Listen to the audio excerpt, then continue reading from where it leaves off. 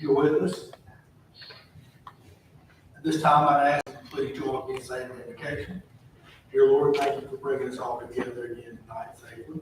Please lead us as we go forward in deliberation of the public's business. We ask you to lead us as we go forward. Amen. Join me in saying the pledge of allegiance. Allegiance to the flag of the United States of America and to the republic which stands one nation under God, indivisible, with liberty and justice for all. I have no announcements tonight other than to say it's good to see everybody. Thank you all for joining us. Moving down to item 6.1 under presentations and recognition. We'll take up the resolution recognizing Turner Memorial AME Church for its 155th anniversary. Madam Clerk. Mr. Mayor, can I ask you to postpone that to cover until it's en route? Okay. We'll circle back around on that. Moving down to item 6.2. Presentation of the Beautification Foundation's third quarter appearance award to LaFay. We'll hear from Ms. Kathy Webster.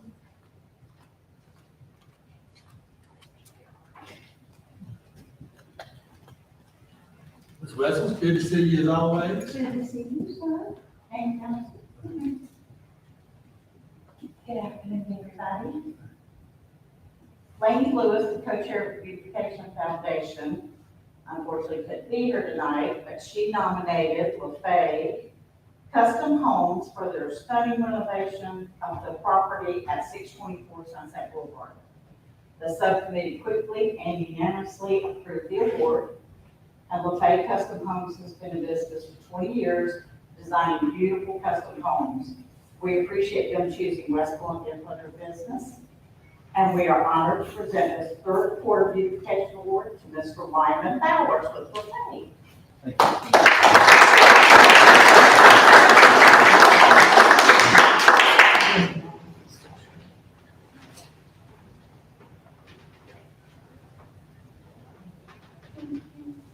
Y'all did a wonderful job over there. It's nice to see you again. Thank you, sir.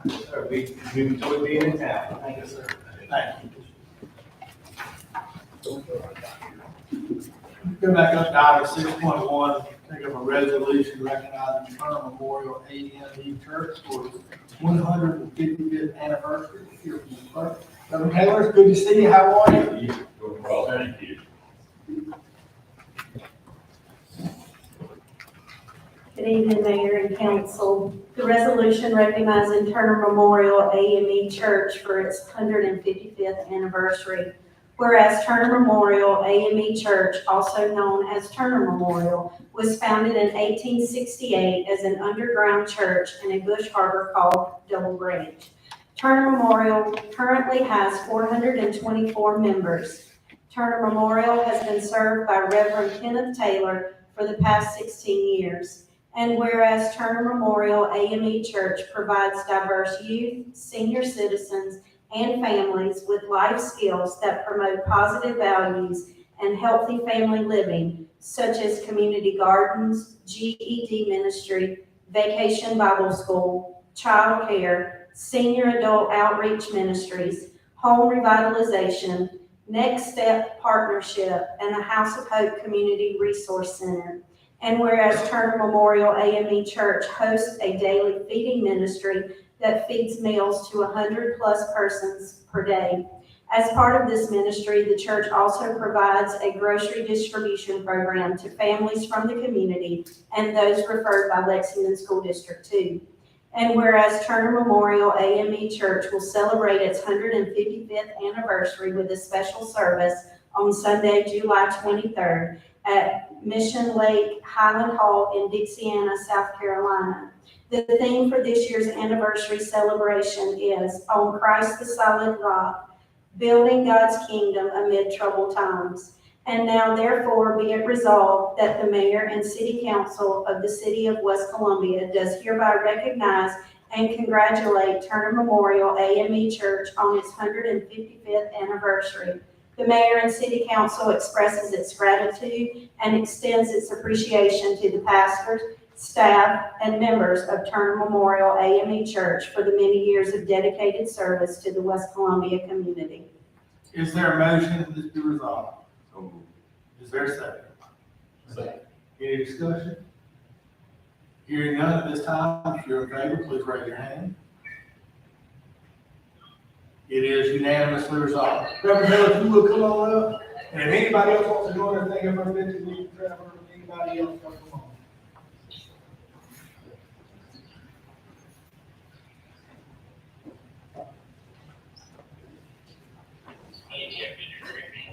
Oh, how would you like to vote on this? How would you like to be recorded?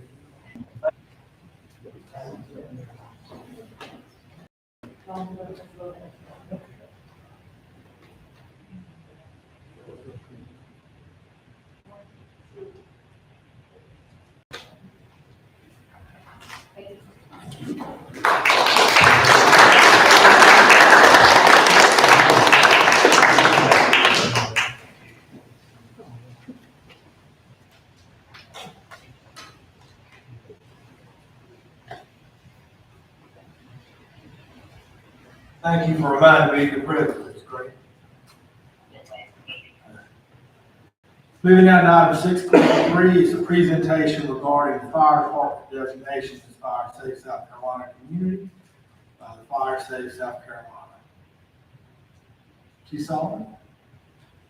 Good evening, council, evening, mayor, administration.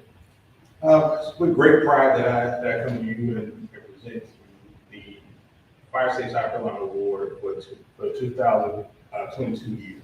We've been the fourth time recipient of this, which puts us in rare air, which was amongst 10% of fire departments in the state of South Carolina out of 442 fire departments. Something for us to be proud of. Being a part of the fire safe community, what that says is that we really committed ourselves as a city and as a fire department to make sure that we collect the appropriate data to make decisions when it comes to fire response. Matter of fact, we just completed a fire smoke alarm blitz in a target area in the city to make sure that we're filling in those gaps.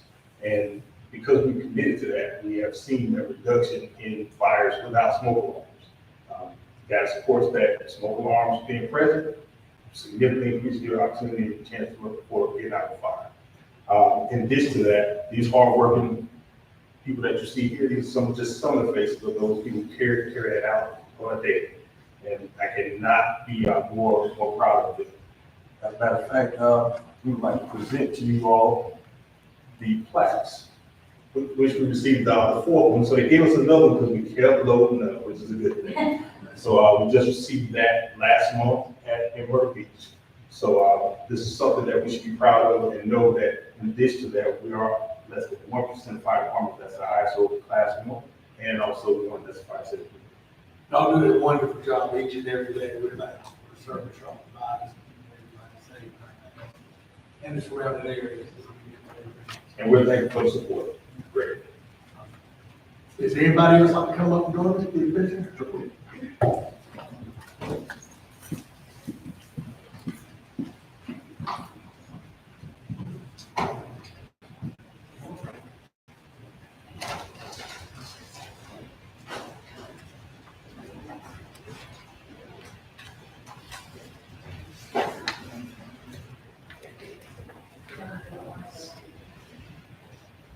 Might have back over.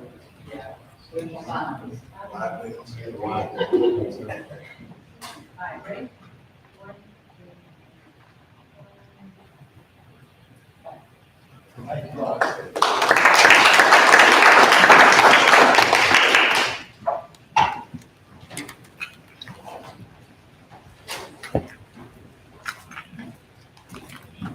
Moving down to item 6.4, is a presentation regarding road closures for the Blue Show Union Street Youth Festival.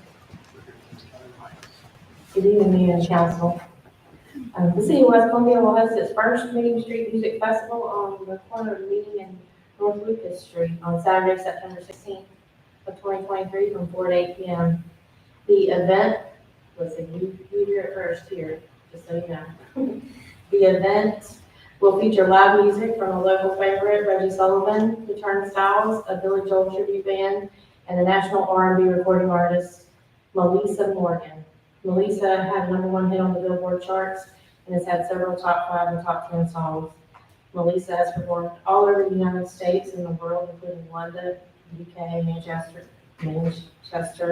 Amsterdam, England, with Patti LaBelle and the Whispers, and sold out shows with Mr. Sullivan. She's performed in Japan, Tokyo, Venice, Italy, and New York. At the August 1st regular council meeting, I will request council support the temporary closing of both lanes of traffic on Main Street from 9th Street to State Street from 8 a.m. until midnight, allowing the stage to be placed in the street. We're going to create another stage with probably sound and lighting and stuff like that. So it's a little bit longer to set up, and we will place the stage at the corner and the north of the street. I also request that council authorize the public consumption of alcohol for the event, and we will continue to provide an Uber and load pickup station to ensure particularly making home safe. Thank you for your continuing to support our community events, and please let me know if you have any questions. What are we planning on doing with the park? So I'm going to have the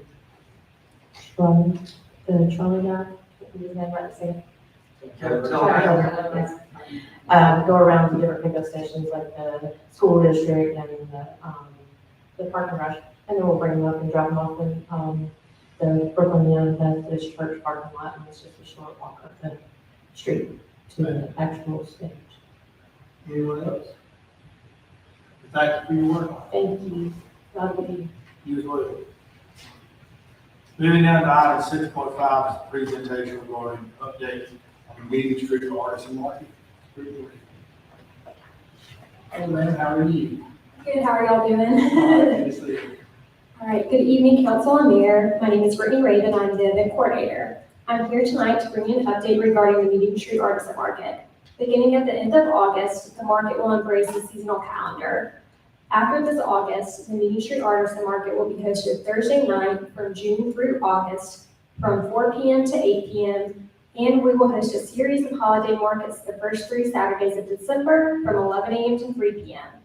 The shift to a seasonal format creates an atmosphere of anticipation and excitement among attendees and artisans alike. Moreover, a seasonal market cultivates a sense of occasion, turning each year's opening into a highly anticipated event. It will give our community something to look forward to and mark on their calendars. During the months of December, you will find the Artisan Market filled with Christmas music and dawn in its merriest decor, and shoppers will find unique gifts to share with their family and friends. In June, our markets will help usher in the summertime energy that fills the city. With the kids out of school, families will be able to enjoy the cool evenings and shop the handmade wares. At all markets, you will find kids' entertainment for free. Faces will be painted, balloon art will be created, and other entertainment will be rotated in, offering new fun to enjoy week to week. The time frame of June through August was pinpointed as the ideal time frame to host the market based off of feedback from market attendees and vendors. The evening was chosen as temperatures are safer and patrons of the market are able to peruse more at their leisure. This adjustment to the market is being implemented in order to elevate the market experience for vendors and customers alike. With the seasonal market, we will be highlighting the times that the market is most in demand by the community. Tomorrow, I will begin rolling out information regarding this update to vendors, and as to not create confusion or negatively affect the current traffic at the market, information regarding these changes will not be released in marketing or social media outlets until the end of July. Seasonal flag banners will also be created for the market, with one series advertising our holiday market and the other set to advertise our summer market. I thank you all for your support, and I hope to see you all at the market in the coming months. Brother, thank you for your work down there. I had occasion last week to speak to a citizen from West Columbia on the phone. They went through a Councilman Green, you back with us? That's all right. They went through a list of complaints and grievances about the city of West Columbia. But probably they said, but I love the market. Tell me about how great of a job you do down there. one shop. Well, that's wonderful to hear. I told them to stay tuned, and there may be some changes Right. coming soon. We appreciate all y'all do. Thank you. Anyone else, any questions, comments? Thank you. Thank you. Moving down to item 6.6, the discussion concerning spacing requirements for certain businesses. We'll hear from our very all Councilmember George Gray. Thank you, Mayor, fellow councilmen. Appreciate the opportunity to speak on this. And I know Councilman Green has talked about it previously, but this really needs to be discussed, I think. There are a lot of the same type businesses in the city that are very close to one another. And let me start by saying I'm not picking on small businesses or mom and pops.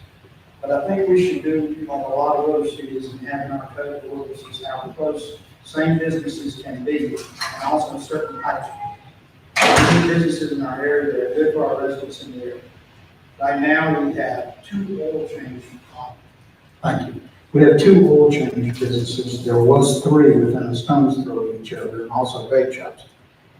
If more property on 378, perhaps across the Family Dollar, is sold, we could have another oil change or another vape shop if we don't change our ordinance. You said vape or vape shop? If we don't change our ordinance. An example, I was watching the news the other night, and the city of Columbia made an error in issuing a business license. The error was that they allowed the same type of business within a certain distance of the other business. So when it came time to renew one of the business licenses, they refused it. And so they talked to the owner of that business, which happened to be a vape shop, and he said, well, it's okay, I'll move to West Columbia. And I couldn't believe it. So I don't want to become a dumping ground for businesses that are rejected in other cities. We need to concentrate on our city and our citizens and bring in good, useful businesses and not just any business. I don't want to be a dumping ground. I love this city and it's time to make a change. I would like to ask the staff to look into this change and what type of time frame are we looking at. Also, thank you for this time on the matter, and any discussion I'm welcome to. Mr. Crowe, we've already been looking into it. Staff, it's hard to like to tell you what we've already done. Councilman Crowe, Mayor, staff has been looking at spacing requirements, restrictions for, not just, along 378, but all of our commercial corridors. We've been researching that. As you recall, one of the goals and priorities of City Council that was established in January of this year in our meeting. I think the resolution was adopted in February. Directed staff to review overlay districts for our corridors. So that is something that staff has been working on with our land use attorney that we typically use. So we plan to have something that we can bring back to council in the near future. Thank you. Anyone else? Yes, sir. One of the things with Councilman Green brought this up last time was he referenced Fountain Inn in the 418 corridor.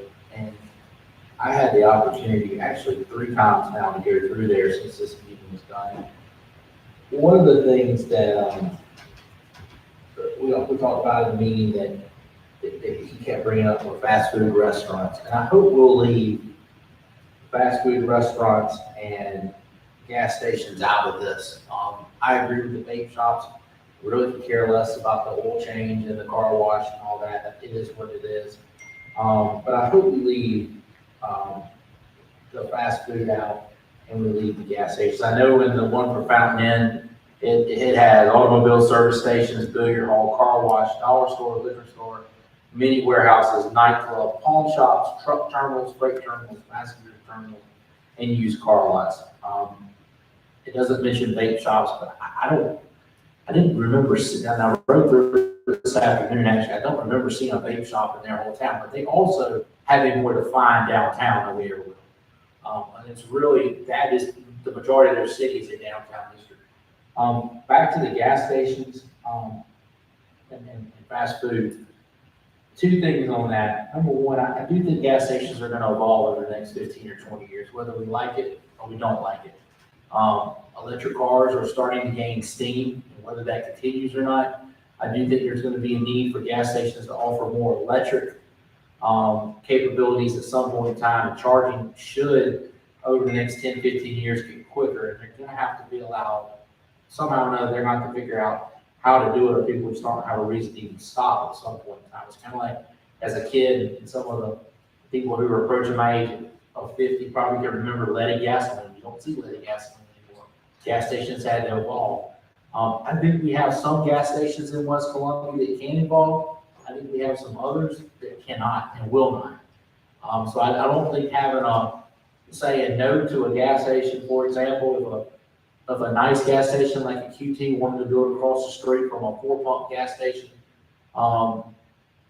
that is not what we want in the city. I don't think we should stop that better gas station from going in. Prime example is out 378, where Murphy Express opened up. That gas station is full. I said this last time. It's full every time I go by there. It seems like the trucks out there 3 times a day put gas into the tanks. Across the street, there's an older gas station that never really was that full, but it certainly is now. I mean, there's a different level of experience for some of these things. And the same thing goes for fast food. I don't want to tell, for example, if a Culver's wanting to come to West Columbia, but there's already a McDonald's or there's already a Chick-fil-A sitting there. No, you can't come here. I don't think you can conflict every businesses with that. 2 other quick things I'll say on this. Fountain Inn's ordinance, if I read it correctly, has a 2,000-foot spacing requirement. I think that's a little bit much. I think ours needs to be probably somewhere, if we do it, closer to 1,000 if we can. I think that's it. My last point on this, we originally were going to have this on the ballot on the agenda tonight, but we don't. Through some discussion that was had in our community on Facebook, other places, one of the things that sparked some of this is the Quick Oil place that's coming there at Corner Cougar Drive, 378. A couple points I want to make on that. A lot of people wanted to compare West Columbia to Forest Acres. A couple things about the differences right now, and I'll look this up. Our median income within a 2-mile radius of that spot is about $54,000. Forest Acres is in the mid-90s. It's a huge difference there between what's going to come to West Columbia and what's not. The other thing Forest Acres has done, and it's taken them about 30 years. If I remember correctly, when I was in high school 30 plus years ago, Forest Acres was struggling. A couple of things happened. One was their school district made some changes and did some things differently, which I hope our school district is planning on doing some of that. The other thing, Forest Acres now, if you go over there, there's very little, if any, land left to build anything on. And I say that, I think there's some off of Coventry, or is it Coventry or Covent, it's on down, and then there's some maybe will come open with the older children's home, which I don't think there's any children in the Carolinas children's home, it's the one on Trent.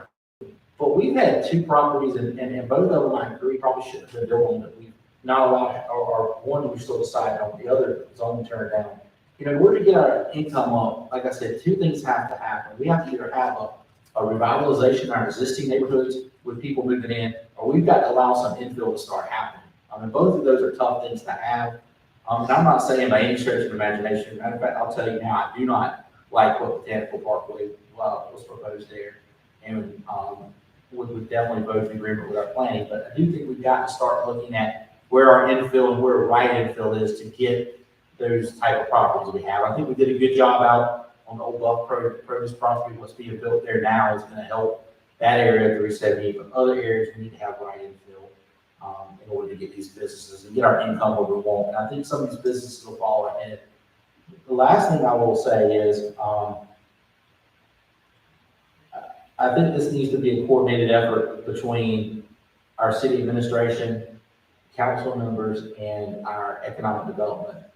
I think that's where we need to start this with, not come at it from a, let's start taking businesses away. There's certain business I think we need to do right now. Like I said, vape shops being one, probably need to have a little cap on some of the liquor stores, maybe even, a couple other things, the car lots, maybe thrift stores. But I do think this needs to be an effort to work together on, not against each other. And I think I feel like sometimes, not only, and I'll speak for council, I think some of the council has worked against some economic development in the last couple of years. And I think we've got some places that are just waiting us out right now before they do development. And I think that's got to change. I think we've got to stop interfering on it. We've got to let economic development do their job. And if somebody feels like economic development's not doing their job, then that's a conversation we need to have, to help, how we can help or what we need to do. We need to stop interfering with that. I'm, appreciate everybody's patience on it. It's a much more complex issue than what it is simply on the surface. You've got to figure out what types of businesses you want to restrict. You've got to figure out, what meets the definition of a restaurant. The gas stations that sell a lot of products, food line sells a lot of products.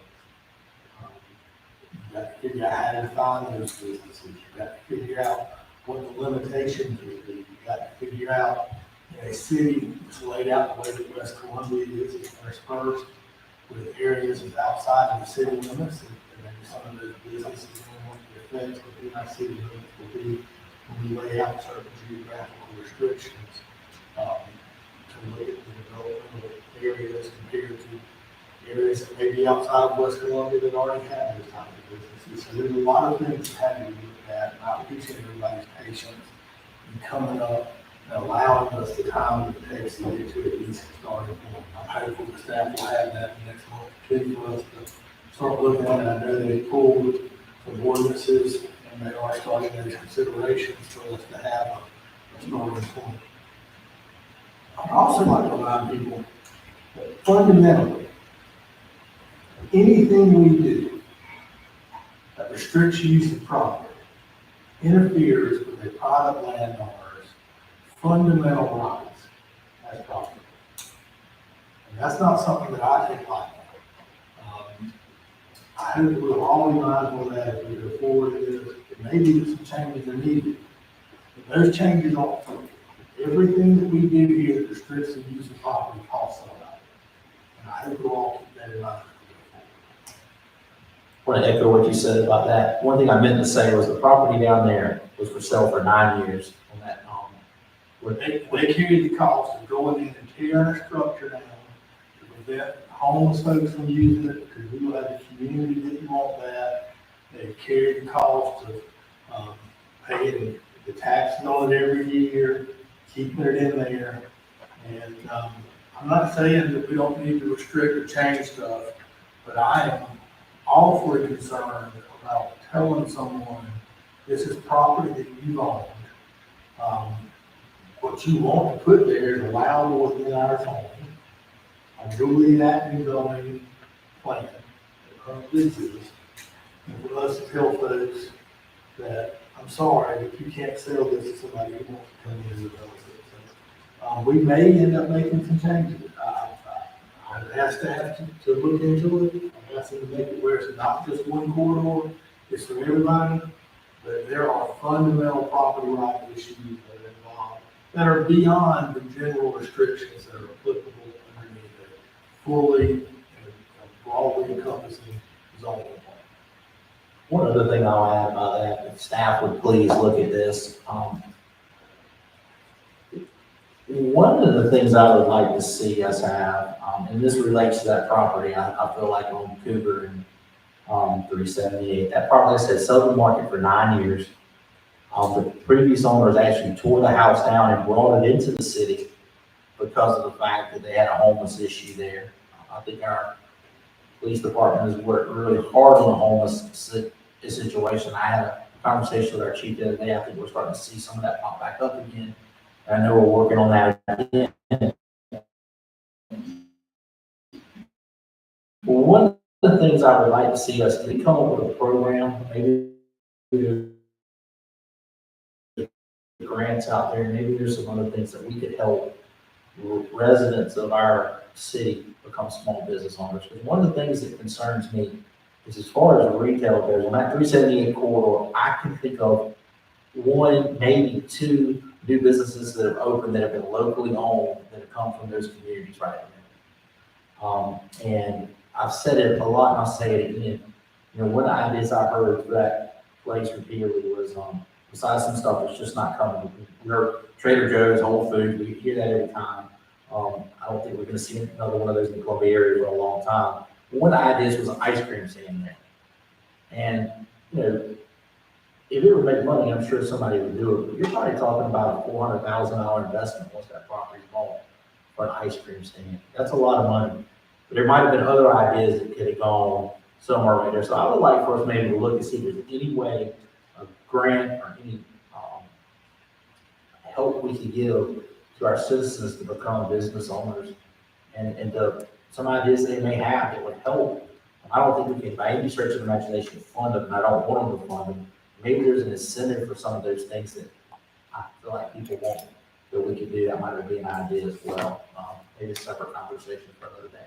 I also struggle to clear up in my mind the position change of our own council, new urbanist, who has spent the last 2 years arguing and advancing the concept of doing away with a use-based zoning system and replacing it with a forms-based zoning system. Would you like to discuss that? I'm going to invite you, Mr. Okay. Secretary. I see this proposal for a change in corridors and overlays and gateways is solely use-based. The discussions that I've heard, they mentioned an informed discussion. And I don't understand how that squares with the positions that have been advanced previously by my fellow council members. Because a form-based zoning is not applicable to the entire city. When I brought it up through, requesting an infill overlay, through requesting and identifying areas that, have non-conforming properties, and identifying areas that might need a form-based code or a unified development ordinance or anything like that. Specifically, those areas were developed differently than the 378 corridor, which was designed to function.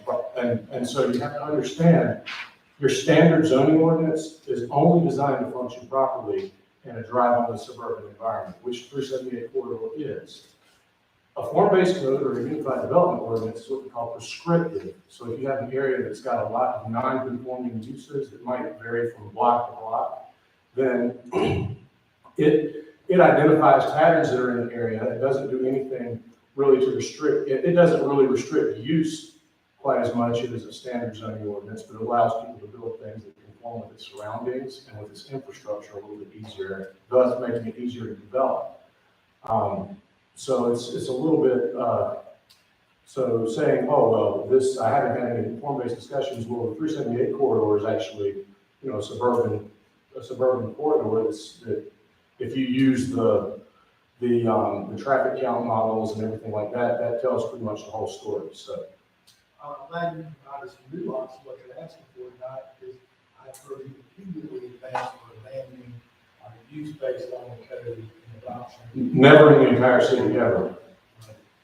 I've brought it up, and every time I brought it up, I feel like I've been met with a lot of resistance. And but if that's changing now, I'm certainly willing to work with people and talk about it some more.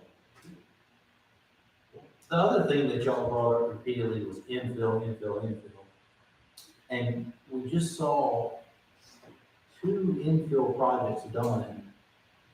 And we had another one that was being done that pretty much, because of rumblings, got stopped. I think we've got to be careful when we look at infill, what we're asking for that. Again, I'll go back to what's been built over there in front of Lowe's on Highway number 1. I think that was a perfect infill for a gas station right there. I think that's another gas station that's doing great business. Car wash. Again, like I said before, I could take or leave them. It's probably out of the way. It's not really. It's kind of tucked in that back corner of that parking lot. I guess that's a good infill. But we heard about infill, and we got that infill. Some of the other infill that we've talked about, I think those are the perfect things for infill. Now, there are some other places I have to agree that I think we could do some better projects on, but I don't think telling somebody, for example, Councilman Green told me the other day that Big Lots property, you have this and this and this done. When I asked him who owns it, I was told I don't care. So we've got to work with the owners of the business, and they've got to be first and foremost in our conversation, and then we can come back and get some of this done. But if infill is going to be done, and then we're going to complain about infill once it's done, then I think that that's something we need to make sure we're careful what we ask for before it's done. Yes, sir, Mr. Green. Yes, my name is Mr. Alphabet. And yes, I recall that prior conversation that I had with Congressman Brooks, which I consider a little private, but what that conversation was about was how to take that view of our land that we have in the city. And it was subdivision, it was coming here, to the prime example. It turned into a mixed-use development there, where people would live, play, and work. There is good infrastructure already there. The water, the sewer, the storm runoff, already all there. And we get going to have that built. And that the city built it. I was expressing to the council that we would like a good plan that we want to see there. And then when a developer sees that plan, people say, hey, that's a great idea. I'm going to take that. And we already have the plan for your life. So we don't have to worry about it. Coming to council and giving things about the zoning, about it, or FDA, about it. If you know that it's already built, it's just how you want to do it. You see, numbers have developed there. The talking about the current issue we have about this. As I said, I believe that we have, I think the current numbers around 30 to 35 gas stations in the city. 17 are on US one. I mean, on a corridor, we got 17 gas stations. I think that that's pretty much enough over there on the US one corridor. And we're not paying these gas stations, we're just asking them to create increasing space of maybe 1,000 to 2,000 feet in the gas stations, which would make sense. Only to another point that was said there, we talked about the median income in the city of Columbia. And I just looked it up again today. It is $56,000 average household income. Yes, that's not a lot. The other thing that you might not know is that the average household size in West Columbia is 2.1. That number is not increasing, it is decreasing. And this is decreasing nationwide. Even today, we saw headlines of record number of single people living alone. So in order to get more and more of single people or just two people living in a household, already from the study about about 56% of America lives in either one person or two person household. So I think we got to plan that idea moving forward here, not a traditional city, not a traditional three-family person or four-person that was a parent and two kids. I just don't think that's going to happen anytime soon. To the point of why we don't see the unleaded gas station, probably no. That was government intervention to stop that. That wasn't a free market that said, we don't want leaded gas. That was government intervention that said, no, we have to stop leaded gas. So this is the same point that we can do better. I applaud my council for what he's thinking about this and considering this and seeing that this is an issue in our city. One that we can think about using correct space and then using all our land that we possibly can for all of us. Mr. Green, I heard you use the term our land on 2 occasions in that phone call. You've used that previously in discussions that you and I had. So I'd like to ask you, is private property an asset of the city of West Columbia or the private property owner? We have limited land in our city. And a private property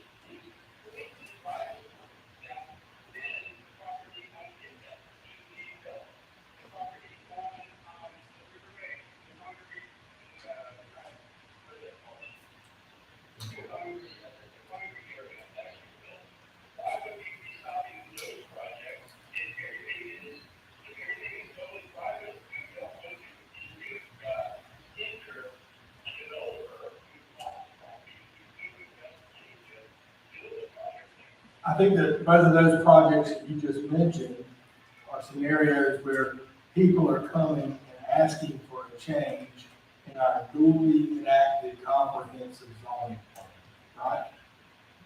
Is that correct? The,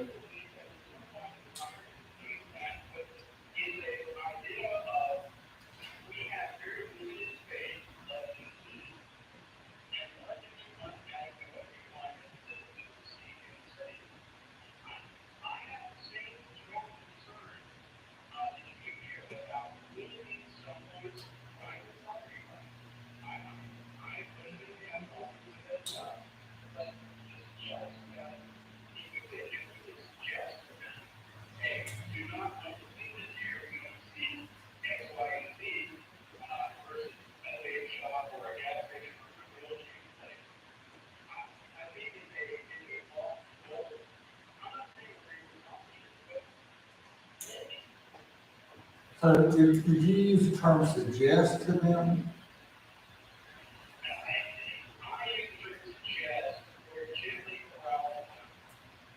Let's use the term prohibit.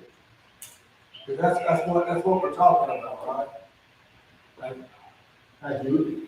I think we'll probably be on, there's no need to keep dragging my little conversation. And by the way, Mike, I didn't say let it gasoline. I said that we went away from it. I never said that it, whatever you said. You just don't make any sense sometimes. Yeah, real quick.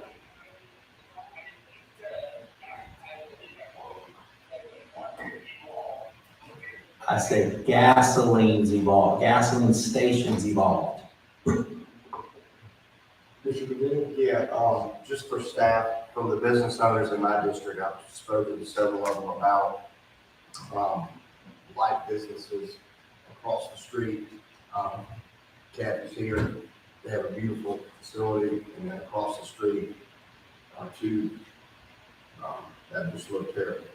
But having some type of, and their concern was never to prohibit them from being there, but to increase the standard from an aesthetics point of view. That's where the business owners in my district come from. Anyone else? The one thing I would like to say, Mayor, is I think it's incumbent upon us to realize my role as council and mayor, we are not developers, we aren't city planners. We don't, I'm not, probably not, I'm an attorney, I'm not an attorney for West Columbia. And our role is to kind of guide and try to lead and have a vision for the city and do the best we can, try to make the right choices. But with private people and private property, they have the right to go and build what they want on their property, subject to whatever the zoning ordinance and other law. So I think it's just incumbent upon us to remember where our responsibilities are, our authority lies, and, our capabilities, what we can and cannot do, and, enact those properly, responsibly, and with the best interests of the city in mind. Thank you. Anyone else? Thank you, Mr. Clerk. Moving down to item 7.1, under approval of minutes of previous meetings, I'd like to take up item 7.1 and 7.2 and one vote. Objection, hearing none at this time, I will welcome a motion to approve the minutes from regular council meeting held on June 6, 2023, and the special council meeting held June 19, 2023. This is such a motion. Is there a second? Second. Any discussion? Hearing none at this time, if you're in favor, please raise your hand. Councilmember Green? They are unanimously approved. Moving over to item 8.1. This time we'll take up second reading consideration of an ordinance to annex a total of 0.75 acres of property, tax map number 004599-05-058, also known as 1119 Methodist Park Road, West Columbia, South Carolina. Is there a motion? Is there a second? Second. Any discussion? Hearing none at this time, if you're in favor, please raise your hand. Councilmember Green? It is given second reading. Unanimous. Moving down to item 8.2, second reading consideration of the ordinance to annex a total of 11.96 acres of property, tax map number 004596-01-010, also known as 3464 Sunset Boulevard, West Columbia, South Carolina. Is there a motion? Is there a second? Second. Any discussion? Hearing none at this time, if you're in favor, please raise your hand. Councilmember Green? It is unanimous, so give a second reading. We are going to carry over the item listed at 9.1 until the August meeting. That will conclude our business tonight. Is there a motion to adjourn? So moved. Is there a second? Any discussion? Hearing none at this time, if you're in favor, please raise your hand. Councilmember Green? We are unanimously adjourned.